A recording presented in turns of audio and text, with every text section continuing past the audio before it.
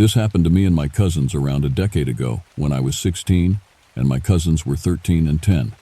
We'll call them Bill and Ramon. We had gone on a camping trip with their dad, who I'll refer to as Roger, to the Appalachian wilderness and engaged in your average camping activities, like fishing, hiking, and sitting around campfires to tell ghost stories before turning in for the night. We had initially planned to stay out for longer than a week, which in the beginning was a very pleasant experience, marked by warm, sunny weather and breezy, star-lit summer nights. However, around the fourth day, things started to take a turn for the strange and downright terrifying. It was in the evening and we were sitting around the fire, talking and laughing loudly, just your typical tumultuous adolescence. We roasted marshmallows while Roger was making dinner when I decided to get a picture of myself standing in front of the dark woods holding a large brook trout that I had caught earlier that day. This detail will be important later. Around 11 p.m., the radio that had been playing suddenly began to falter into static, causing Bill to smack it repeatedly in a misguided attempt to get it back to work, which it didn't. An eerie silence overtook the campsite, only occasionally broken by the periodic crackling of the fire. Even the nocturnal choir of frogs and crickets had been completely extinguished, along with our own racket. I remember the tense feeling of being watched as shivers ran down my arms and spine. Ramon, being the youngest, held on to his father, who tried to break the unsettling silence with an inappropriately cheerful, "Let's eat." We turned in soon after eating, though it was distinctly hard to sleep with the deafening silence and the persistent feeling of being watched still hanging over me. The next day started off well enough. Birds were chirping and the fresh morning breeze was gently swaying the leaves around us. We had breakfast and headed out for our planned hike. I was feeling much better than the night before and had set out looking forward to the woodland adventure. It was late in the afternoon when we finally stopped to eat lunch in a clearing surrounded by the forest and its sounds. As we were eating, though, I felt goosebumps along my back and arms, just like last night, and the feeling of being watched overtook me. From the looks of it, Roger and my cousins were also overcome with an uneasy feeling, as if synchronized with our discomfort. The birds also halted their singing as silence befell our hike. Tense and tired, we decided to make our way back. The entire time, the dreadful feeling of being observed only growing as we approached the lake. Making our way down the hiking path and reaching the bank of the lake, we stopped when we heard a rustle in the distance. Roger held his hand up as if to motion us to stop and be quiet while he nervously scanned the vicinity. Again we heard a rustle, only this time much more vigorous and seemingly closer, as if something were stalking us from within the tall grass nearby. Roger, who was holding a gun, was now on full alert, as he was expecting a black bear. His stance and seriousness frightened me, as my cousins and I huddled together near Roger. We stood there for what seemed like an eternity, until, finally, Roger decided the coast was clear. I had spent another restless night, haunted by silence. The following day, however, was the most fun I had the whole trip. In the morning, we had gone fishing out in the lake, and I caught another large fish, and after we spent the rest of the day swimming until late in the afternoon, we had arrived at the campsite around dusk, as I specifically remember the dramatic hues of orange and yellow that painted the sky in resplendent watercolor. Crickets and frogs were resonating their characteristic serenades as we approached, coming back from a day of fishing and swimming. We were laughing and stumbling as we carried our fishing gear down the trail, with Roger leading the way. Before we stepped into the campsite, Roger stopped dead in his tracks, causing me and my cousins to crash into him and each other, though he, a gargantuan man, didn't even seem to flinch. We looked at each other, baffled, and then we peeked out from behind him to find something which caused my legs to tremble in fear. There, right in the very center of our campsite, erected over the ashes of our long-extinguished campfire, was what I could only describe as the second most horrifying sight of my life. A grotesque effigy, apparently made of thousands of small twigs that had been banded together to form a torso and 4 limbs. At the end of both arms, twisted branched had been contrived into hands, and perched atop the torso was a large deer skull, which was seemingly smeared or painted with strange crimson-colored symbols. From its large, menacing antlers hung several small wooden trinkets fashioned into symbols which looked like the ones painted on the skull. After soaking in the dire situation, Roger snapped into action and gripped his gun, which had been swung over his shoulder. Like a drill sergeant, he ordered Bill and me to pack as much as we could as fast as we could while he started the truck, instructing us to leave anything heavy, including the tents. I had never moved so fast in my life. We left nearly everything non-essential as we haphazardly threw our belongings in the truck. Meanwhile, Roger was standing watch, gun ready, as Ramon was crying in the car.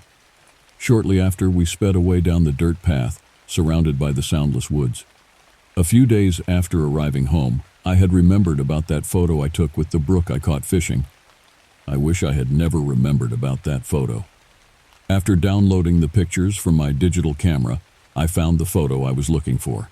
There I was, cheerfully holding my catch, illuminated by the warm light from the campfire. But something behind me had caught my eye. Something I had missed while looking in the camera's screen. Hidden in the gloom of the dark forest was a faint glimpse of a partially illuminated head.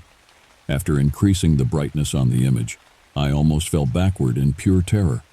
Right there, looking at me, was what appeared to be a menacing human-like face, with ghostly white skin, dark sunken eyes, a flared nose, and what appeared to be antlers protruding from both sides of its bald head. If the effigy it had left on our camp was the second most horrifying thing I've ever seen, this nightmarish photo would certainly take the first spot. One thing's for sure, I will never go camping like that again.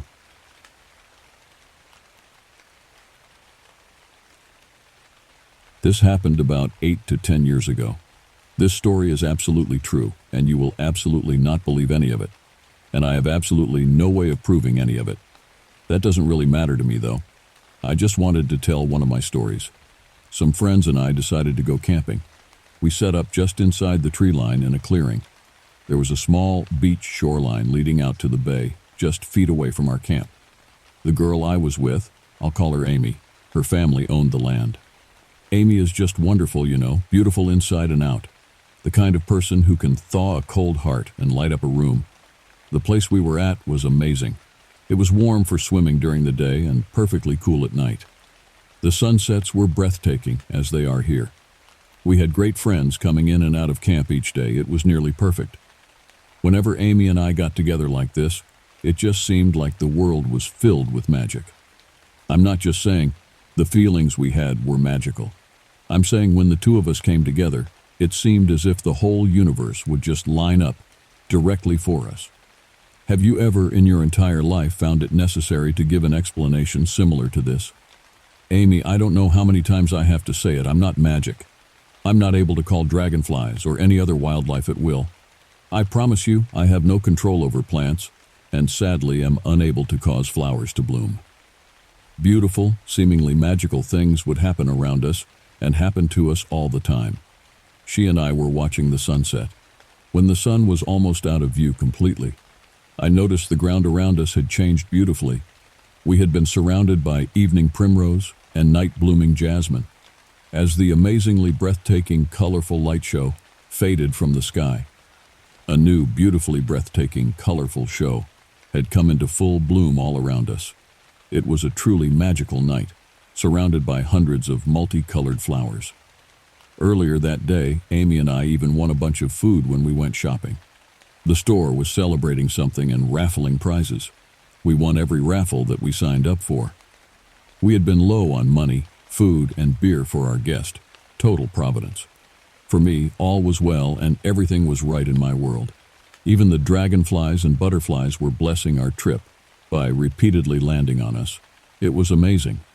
On the third day we were there, a weird, oily slick had formed over the water. It felt like something had changed. We probably should have left then. I knew, at the very least, we should have stayed out of the water. But I was powerless against Amy and her bikini. And, yes, of course, I went swimming with her. Later that afternoon, two strangers wander into our camp. This is private property and not easy to find. I'm very wary of the two strangers, but my friends are all a few beers this side of fuck yay.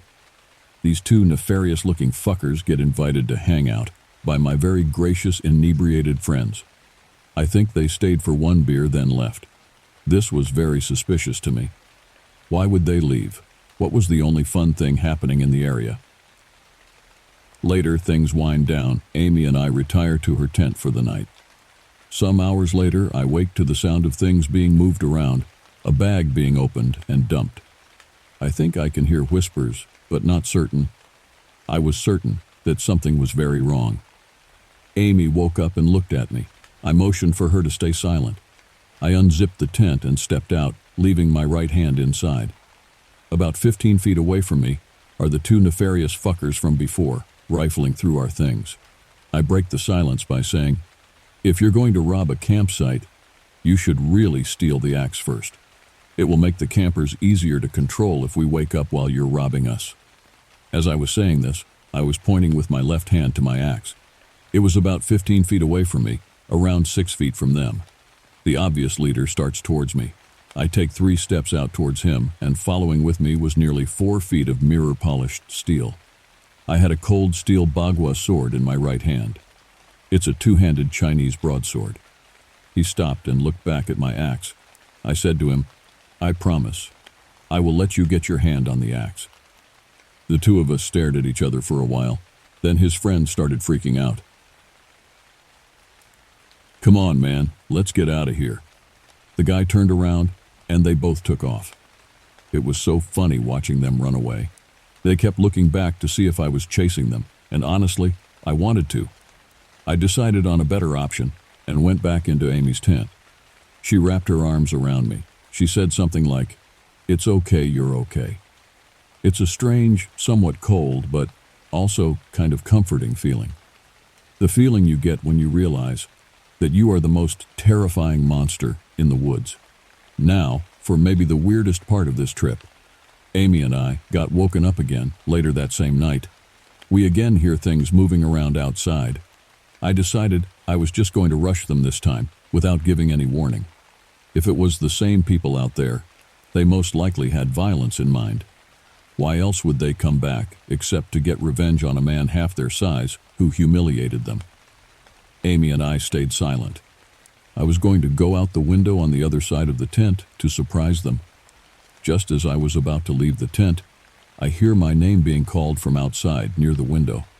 Yes, the very window I was about to crawl out of. This was wrong on so many levels. I do not think the crybaby pirating party crashers knew my name. If they did, they would have most likely called me Matt, like most people do. Was it maybe one of my friends? That would have been the most likely possibility, though something just didn't feel right.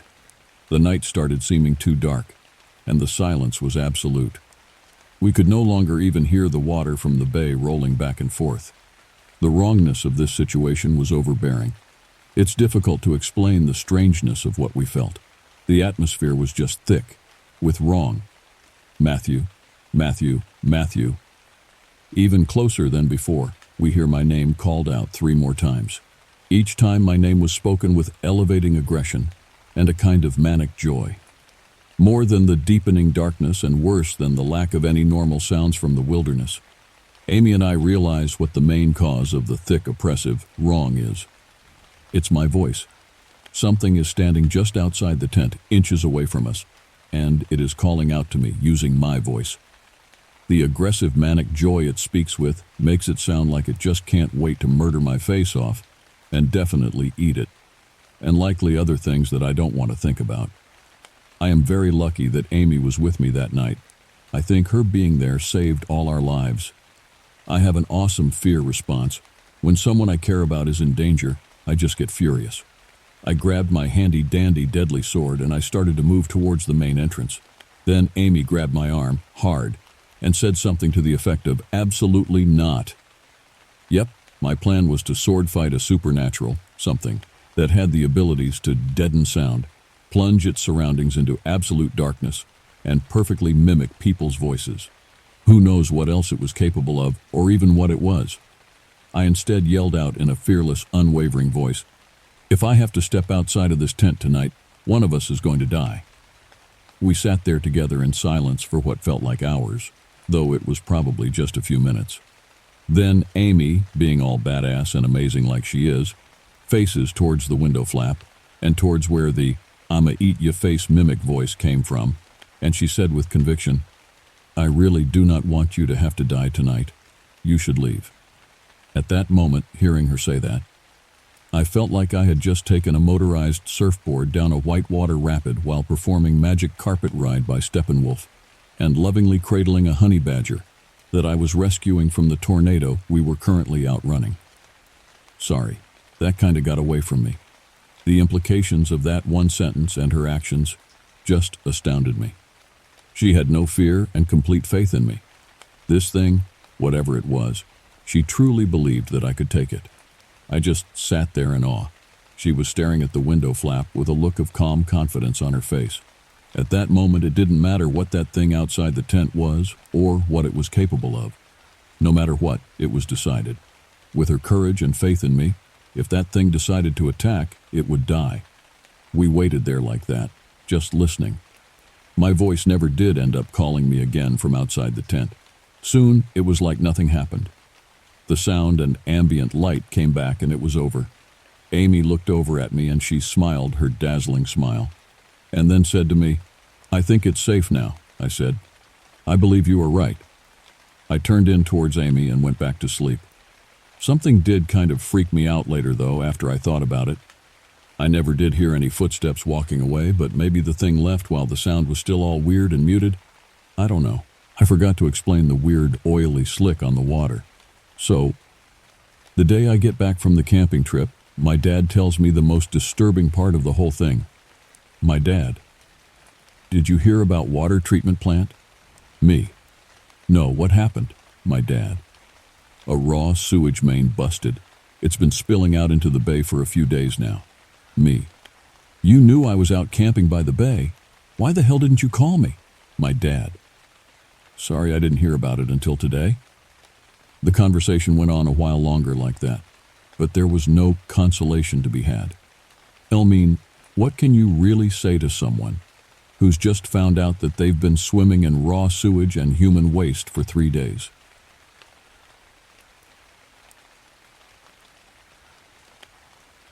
So this story started when my cousin, I'll call him Mick, called my sister to ask her if she would give him a ride to a campsite in Nogle. He asked her if she wanted to go, and she said yes, but she asked him if I could go too, and he said that I could go too. Now I was happy because I never went camping in my life. His sons were coming too. They'll be Nick and Barry. My sister has a truck with a big bed, so me, Nick, and Barry sat in the back on the way over there. When we got there, we started putting up the tents. The thing is, we got the at 5:32, and it gets dark here at about 6 o'clock. So by the time we got them up and got wood for the fire, it was dark. After a bit of talking, me and Nick decided to sit in the bed of the truck and talk there. Barry joined us little after. After a little of talking, Mick and my sister Shay went to go get wood for the fire. We offered to help, but they said no, that we were having too much fun, and they didn't want to ruin it. We were talking when were heard branches being moved in the woods. We thought it was my sister and Mick moving. But then we noticed that the flashlight they had was on the opposite side of us, and us being dumb teens said, "Let's go see what it is." I wish I never said that. We got ER flashlights and went towards it. And into the woods we were looking around for a while when then I saw that everyone was gone. I was going to yell for them, but before I could, I heard Nick scream. I mean, he screamed at the top of his lungs. I ran towards him, and when I got there, I was horrified. There was something clamped on his shoulder. It was some creature, pale white, with no eyes, but some sort of mouth, with a triangular-shaped mouth, tall. And I mean tall, it was maybe 8 feet tall, because Nick was 6 foot and it towered him. It had blade-like bones for hands that were wrapped around him.